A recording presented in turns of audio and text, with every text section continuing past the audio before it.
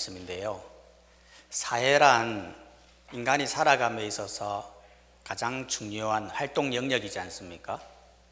실제로 우리는 가정과 직장, 교회와 친구라고 하는 사회적 관계로 이루어져 있거든요. 하지만 우리는 때로는 사회적 관계 속에서 갈등을 느끼고 어려움으로 인해 지치기도 하거든요. 이런 상황 속에서 우리가 어떻게 하면 지혜로운 사회생활을 감당할 수 있을까요? 오늘 본문은 이 사회생활에 대한 지혜로움에 대해서 말을 하고 있는데요. 총 3가지예요. 첫 번째는 바로 이 관계에 대한 지혜가 필요하다는 거예요. 여러분, 실제로 사람은 본질적으로 혼자서 생존하거나 성장할 수 없는 거 아닙니까? 최근에도 보니까 휴먼 로봇이 참 많이 나오더라고요. 휴먼 로봇을 보면 참 신기하죠. 로봇인데 로봇이 막 인간과 대화하고 빨래를 개고 로봇이 요리를 하고 공장에서 물건을 나르고, 지금 기업들은요 이 인간 같은 로봇을 만들려고 지금 사활을 걸고 있거든요. 이게 이게 먼 이야기가 아니라 불과 몇 년 안에 이루어질 인간과 같은 로봇이 나오게 된다는 거예요. 아니, 그러면 사람들은 왜 휴먼 로봇을 선호하는 걸까요? 그냥 일반 로봇 만들면 안 됩니까? 왜 사람들이 휴먼 로봇을 보고 신기해하고 왜 좋아하느냐 하면 인간의 이 사회적 관계의 본능 때문에 그런 거예요. 인간은 본질적으로 이 관계를 통해서 이 정서적 안정감, 이 소속감을 느끼거든요. 그런데 로봇은 인간에게 줄 수 있는 이 안정감과 소속감뿐만 아니라 효율성까지 주기 때문에 사람들이 그렇게 휴먼 로봇을 보면서 열광하는 거예요. 오늘 본문의 내용도 마찬가지거든요. 여러분, 1절 말씀을 말하지 않습니까? 잠언 23장 1절에 보면 내가 간원과 함께 앉아 음식을 먹게 되거든 삼가 내 앞에 있는 자가 누구인지를 생각하며. 이건 관계에 있어서 상황을 잘 분별해야 하는 지혜가 필요하다는 말이에요. 여러분, 실제로 간원이라 하면 당시 왕을 보좌하는 궁정의 고위직이거든요. 오늘날로 말하면 국회의원 정도라고 볼 수 있죠. 기록에 보면 당시 관원은요 영향력이 상당했다고 해요. 실제로 한 사람의 생명이나 운명을 좌우할 정도로 영향력이 대단했는데, 그런데 이 사람이 갑자기 음식을 먹자고 하는 거예요. 그러면 이 사람이 왜 나랑 밥을 먹자고 하는 건지 그 상황에 대한 지혜가 필요하다는 거예요. 그냥 먹자고 해서 무턱대고 먹을 게 아니라는 거죠. 즉, 내 앞에 있는 자가 누구인지를 생각해야 된다, 그렇게 말을 하는 거예요. 실제로 여러분, 직장에 가면 여러 회의나 상사와의 대화, 동료와의 협업 등등 다양한 상황이 주어지지 않습니까? 그럴 때에 그 상황에 대한 이해, 내가 이 사람을 왜 만나고 내가 이 사람과 왜 밥을 먹어야 되는지 라는 등등 분위기와 목적 등을 파악하고 행동하는 것이 지혜다라는 거죠. 그러면서 2절은 말을 하는 거예요. 네가 만일 음식을 탐하는 자이거든 내 목에 칼을 둘 것이니라. 그의 맛있는 음식을 탐하지 말라. 그것은 속이는 음식이니라. 즉, 간원이 왜 밥을 먹자고 했겠어요? 뭔가 뒤가 구리는 제안을 하기 때문에 그런 상황이라는 거죠. 그러면 아무리 맛있는 음식이 내 앞에 차려져 있다 할지라도 네가 만일 음식을 탐하는 자이거든 내 목에 칼을 둘 것이니라. 즉, 죽는 한이 있는다 할지라도 그 음식 먹으면 안 된다, 그 말이죠. 즉, 상황에 대한 이해와 자기 절제에 대한 지혜가 필요하다, 그 말이에요. 실제로 여러분, 이게 사회생활에 있어서 굉장히 중요한 부분이잖아요. 막 음식 준다고 막 허겁지겁 먹고 그럼 큰일 나는 거예요. 실제로 어떤 공무원은 한 건설회사 사장이 식사 한번 하자고 해서 나갔는데요, 식사하고 나서 그에게 돈을 주면서 잘 봐달라고 청탁을 하더라는 거예요. 그래서 아닙니다, 넣어두세요 라고 했는데 그분이 괜찮다고, 이거 전혀 문제 없다고, 그냥 가족끼리 해외여행 한번 다녀오시라고 하면서 주더라는 겁니다. 그래서 문제 없겠지라면서 받았는데 알고 보니 그 건설회사 사장이 깡패 집단이었던 거죠. 그래서 큰일 났다 싶어서 다시 돈을 돌려주려고 하니까 이게 안 되는 거예요. 왜냐하면 이미 다 녹음 다 해놨고 영상 촬영 다 해놨고, 그래 이게 어떻게 해요? 깡패가 시키는 대로 다 해야 되는 거예요. 그래서 나중에 구속되고 파면되고 그렇게 되더라는 거예요. 실제로 직장생활 하다 보면 이런 유혹들 너무나 많이 있지 않습니까? 나는 직장에서 그냥 순수하고 정직하게 일을 하고 싶은데 회사 내에 보면 알게 모르게 자행하는 유혹들, 부정적인 것들 너무나 많거든요.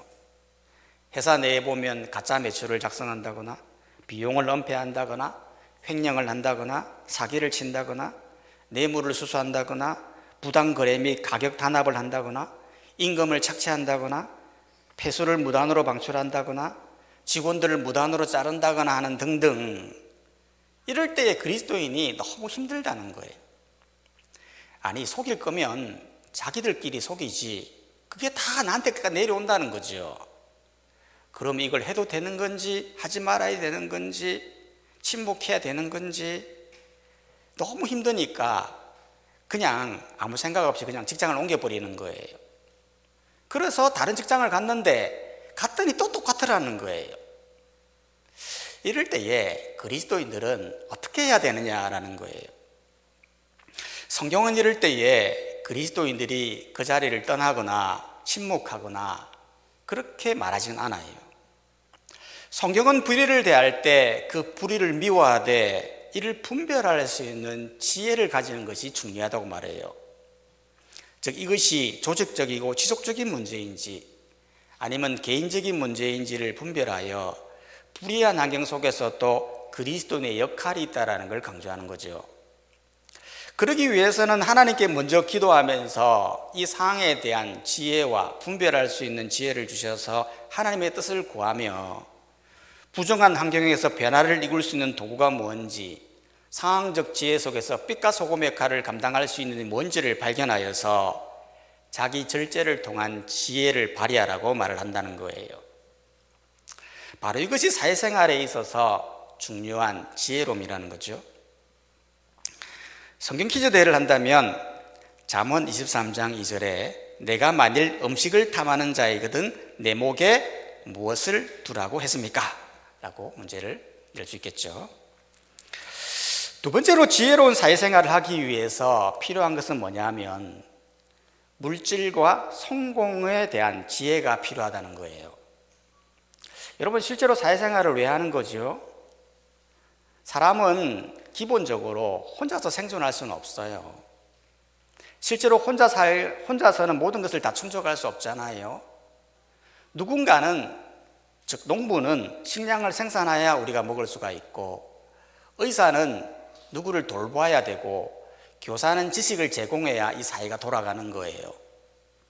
또한 사람은 노동을 통해 물질을 벌어야 개인적인 삶을 영위할 뿐만 아니라 국가는 납세를 해야 사회가 유지가 된다는 거예요.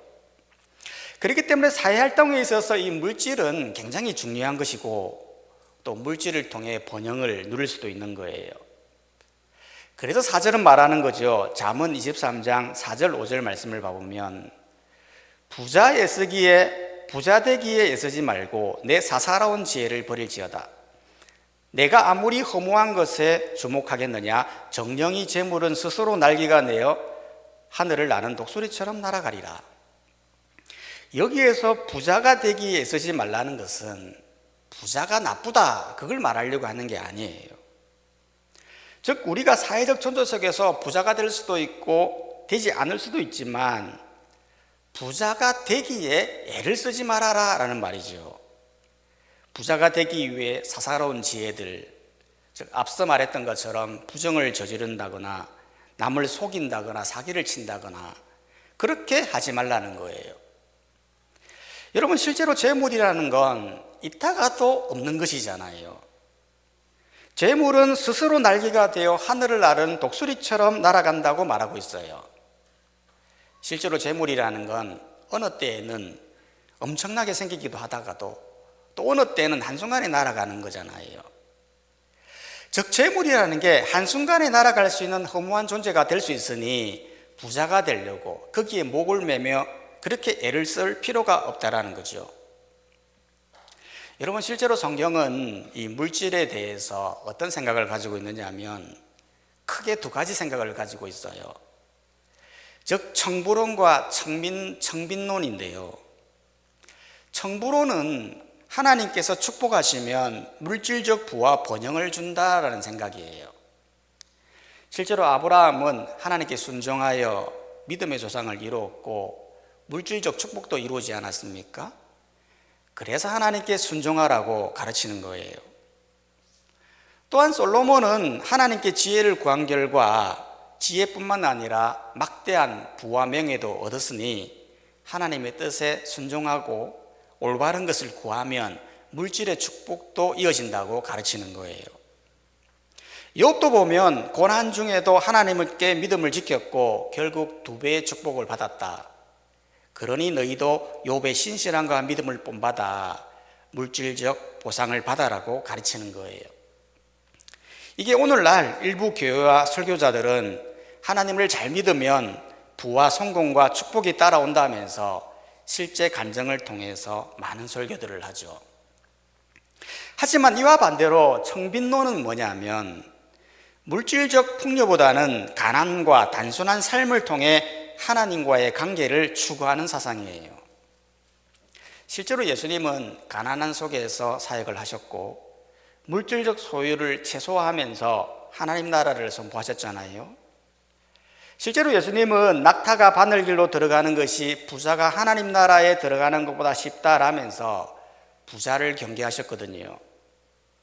초대교회도 보면 자기의 개인 재산보다는 자기의 소유를 팔아 공동체에게 나누어주며 물질적 소유를 초요한 삶을 살았다고 말하고, 바울 또한 자비랑 선교를 사역하면서 스스로 생계를 책임질 정도로 물질적 풍요를 추구하지 않았다고 가르치죠. 그러면서 중세시대의 지도자의 삶을 강조합니다. 프란체스코 같은 사람은 부유한 상인의 아들로 태어났지만 모든 물질적 소유를 포기하고 가난한 삶을 선택했으며, 중세 수도원들도 물질적 소유를 최소화하고 금욕적인 생활 방식을 통해 영적 생활을 추구했다고 말하며, 감리교를 창시한 존 웨슬리는 소득이 늘어갈수록 더 검소하게 살며 자신의 수입 대부분을 가난한 자들을 위해 사용했다고 하는 거죠. 즉 성경은 물질과 성공을 청부론과 청빈론으로 나누는데요. 여러분들은 어느 것이 더 옳다고 생각하십니까? 저는 여기에서 어느 것이 더 옳다 이것을 논하기보다는 이 오늘 말씀은 우리가 물질과 성공에 대한 지혜가 어디 있느냐 그거를 말하고 있다는 거예요. 여러분, 사실 물질이라고 하는 거 하나님이 주시는 거 아닙니까? 사실 이 세상의 모든 것은요 다 하나님 만드신 거거든요. 이 세상에 하나님이 아니고서는 나온 게 어디에 있습니까? 오늘 우리가 지금 추수감사절을 드리고 있는데요, 이 추수감사절 왜 하는 거죠? 추수한 것에 대한 감사의 의미를 담아 드리는 거 아니겠습니까? 즉 하나님께서 만드신 이 세상 속에서 우리가 하나님의 것을 가지고 이렇게 수확했으니 하나님 감사합니다 라면서 드리는 거거든요. 그렇기 때문에 물질은 물질 자체가 목적이 아니라 하나님이 중심이 되어야 된다는 거예요. 욥은 말을 하거든요. 주신 이도 여호와시요 거두신 이도 여호와이시오니 여호와의 이름이 찬송을 받을지어다. 즉 모든 것이 하나님께로부터 다 나왔으니 물질과 성공이 하나님이 목적이 되어야 된다고 말을 하는 거죠. 우리 물질 사용도 마찬가지예요. 여러분, 우리 물질은 나 개인을 위해 사용할 수도 있고 가족을 위해서, 나라를 위해서 사용할 수도 있어요. 하지만 그 물질 사용 목적 자체도 모든 것이 하나님의 뜻과 하나님의 유익에 맞춰져 있어야 된다는 거예요. 성경은 말하거든요. 하늘의 보물을 쌓아라. 너희는 먼저 그의 나라와 그의 의를 구하라. 이건 물질 자체를 부정하는 것이 아니라, 부자가 되지 말라는 것이 아니라 너의 가치가 무엇이냐를 말해주고 있다는 거예요. 물질 자체가 목적이냐? 하나님 나라가 목적이냐? 너는 어느 것에 가치를 두고 살아가고 있느냐를 강조하고 있다는 거예요. 그렇기 때문에 우리 사회생활도 마찬가지예요. 여러분, 사회생활을 왜 합니까? 단지 돈을 벌기 위해서 하는 것입니까? 그러지 말라는 거예요. 물질 자체가 목적이 되는 사회생활을 하지 말고, 성공만을 위한 생활이 목적이 되지 말고, 부자가 되기 위해서 사사로운 지혜를 가지고 살지 말고, 오히려 더 나은 가치를 위하여, 더 나은 목적을 향해 물질을 사용하도록 가르치고 있다는 것이죠. 세 번째로 지혜로운 사회생활을 하기 위해 필요한 건 뭐냐 하면 인간관계에 대한 지혜가 필요하다는 거예요. 여러분, 구절로 말을 하거든요. 잠언 23장 9절에 봐보면 미련한 자의 귀에 말하지 말지니 이는 그가 내 지혜로운 말을 업신여길 것임이니라. 여기에서 미련한 자의 귀에 말하지 말라는 말은 대화 자체를 하지 말라는 게 아니라 어리석은 자와의 불필요한 논쟁이나 대화를 삼가해야 된다는 말이에요. 왜냐하면 그 말이 업신여길 것임이니라. 그 말로 인해 관계를 파괴하고 오해를 낳아 조롱하고 무시받을 수 있다는 걸 말을 하는 거예요. 실제로 직장생활을 해보면 내가 정말 가까이 해야 될 사람, 내가 멀리 해야 될 사람 딱 보이지 않습니까? 그 거리 조절을 잘하는 것이 바로 지혜로운 사회생활이라는 거예요. 성경에도 보면 이 사람과의 거리 조절 굉장히 강조하는 부분이 있거든요.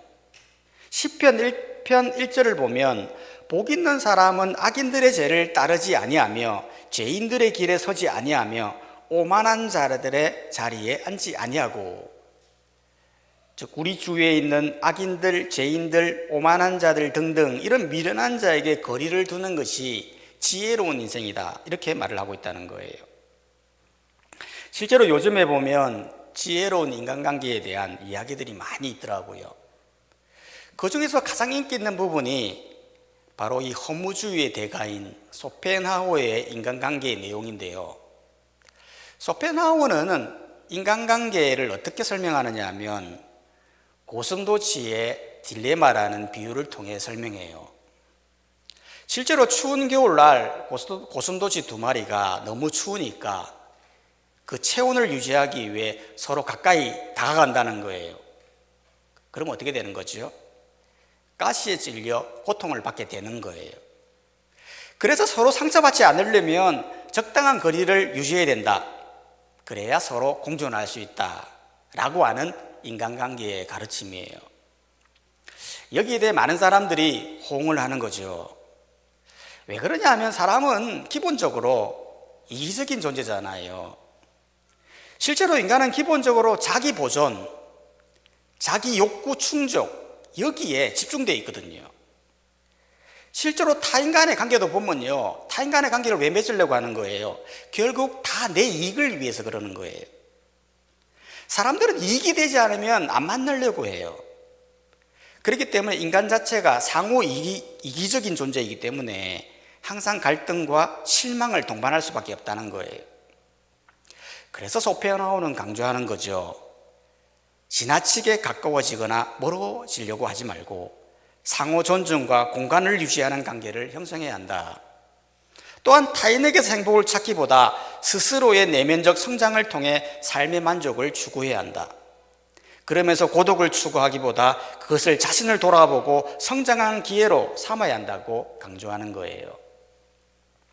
이걸 보면 이 전도서에 나타난 이 허무와 굉장한 생각이 맞닿아 있다는 걸 보게 되는 거예요. 여러분, 실제로 전도서도 허무를 강조하잖아요. 실제로 헛되고 헛되며 헛되고 헛되니 모든 것이 헛되도다. 즉 인간관계도 헛되고 인생도 헛되고 재물도 헛되고 죽음마저도 헛되다, 그렇게 말을 하거든요. 그러면 소펜하우어와 이 전도서의 차이는 도대체 뭐죠? 소펜하우어와 전도서의 이 허무라는 관점에서 보면 인간은 악하고 삶은 허무하며 모든 것은 헛되다라고 하는 부분에서 같지만 한 가지 다른 점은 이 해결하는 방식이 다르다는 거예요. 소펜하우어는 인간관계를 어떻게 말하고 있습니까? 인간은 자체가 고독하기 때문에 혼자서 지내면서 자기 성찰의 기회를 삼으라고 강조하는 거예요. 하지만 성경은 무엇을 강조하죠? 이 세상이 모든 것이 다 허무하니 하나님께 소망을 가지라는 거예요. 전도서 12장 13절은 말을 하거든요. 사람의 본분은 하나님을 경외하며 그의 명령을 지키는 것이니라. 세상은 허무하지만 하나님을 경외하는 삶 속에서 진정한 만족과 의미를 찾을 수 있다고 말하고 있다는 거죠. 그렇기 때문에 10절은 말을 하는 거예요. 잠언 23장 10절에 보면 옛 지게석을 옮기지 말며 고아들의 밭을 침범하지 말지어다. 옛 지게석을 옮기지 말라라는 말은, 지게석은 옛 조상들이 정해둔 경계를 말하는 거예요. 그 경계를 돌로 표시해 놓았는데 그걸 옮겨서 자기 땅으로 삼는 거죠. 고아들의 밭을 침범하지 말라고 하는 것은 고아들의 밭을 빼앗지 말라, 그 말이죠. 무슨 말입니까? 지혜로운 사회생활은 공의를 지키고 약자를 보호하는 태도다라는 거예요. 즉 인생은 허무하고 인간은 서로 상호적인 이익을 추구하지만 너는 사람에게 소망을 가지지 말고 하나님께 소망을 가져서 하나님이 요구하시는 삶, 공의와 약자를 돌보는 태도를 살아가는 것이 지혜로운 사회생활이라고 강조하는 거예요. 실제로 우리 주위에 보면, 직장에도 보면 약자들이 많잖아요. 이 사람에게 치이고 저 사람에게 치이고 그러면서 고독 속에 힘들어하는 사람들이 너무 많이 있거든요. 직급이 높다고 해서 약자가 아닌 게 아니에요. 직급이 높아도 정말 고독 속에서 힘들어하며 살아가는 사람들이 많거든요. 그런 자들에게 하나님이 하시는 말씀은 너가 그 사는 자들에게 나아가 그들을 섬기고 돌보는 역할을 하는 것이 지혜로운 사회생활이라고 말하는 거예요. 이렇게 상황을 잘 분별하는 지혜, 자기 절제를 통한 지혜, 물질을 잘 다스리는 지혜, 미련한 자와의 거리 두는 지혜, 공의와 약자를 잘 보는 지혜로 이 땅을 지혜로운 사회생활을 감당하는 성도님들이 다 되시기를 주님의 이름으로 축원합니다. 성경 퀴즈 내를 낸다면 잠언 23장 10절에 옛 지게석을 옮기지 말며 고아들의 밭을 침범하지 말라고 했는데 옛 지게석은 무엇입니까? 정답은 토지의 경계를 표시하기 위해 사용된 돌을 말하는 것입니다. 다 함께 찬송가 310장 찬양하도록 하겠습니다.